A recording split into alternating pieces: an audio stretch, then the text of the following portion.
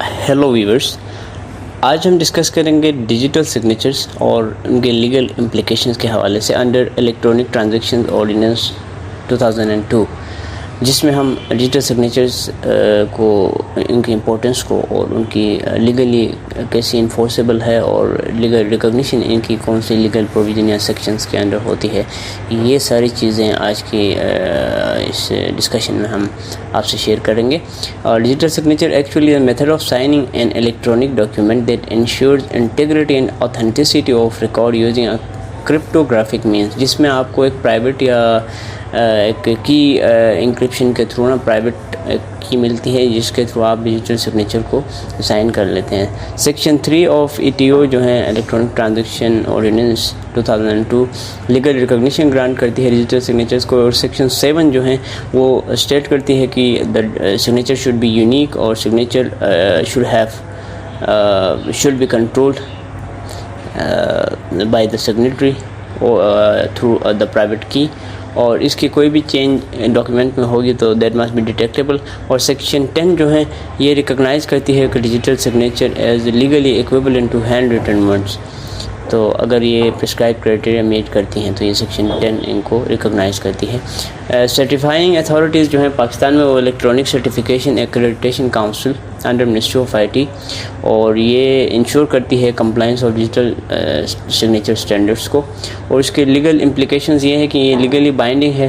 اور enforceable in the court of law under ETO 2002۔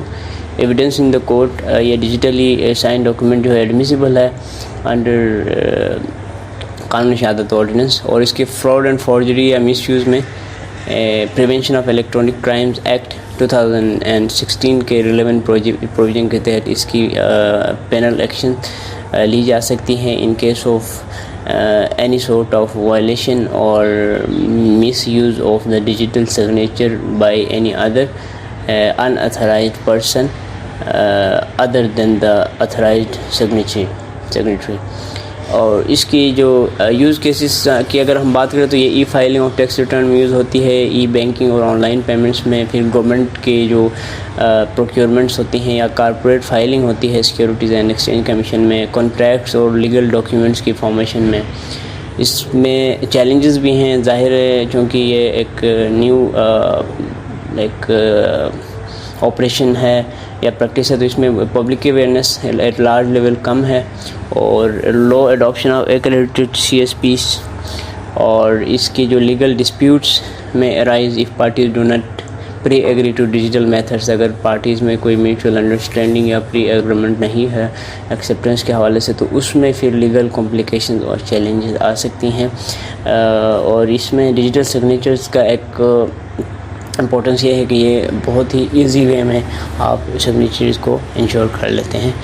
یہ اگر اس کو کنکلوڈ کر لیں تو digital signatures are legally recognised under electronic transaction ordinance 2002۔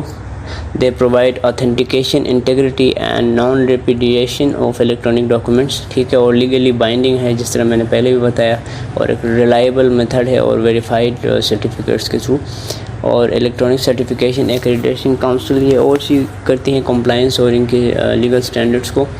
یہ وائڈلی یوز ہوتی ہیں فائلنگ میں، گورننس میں، بینکنگ میں اور کانٹریکٹس میں،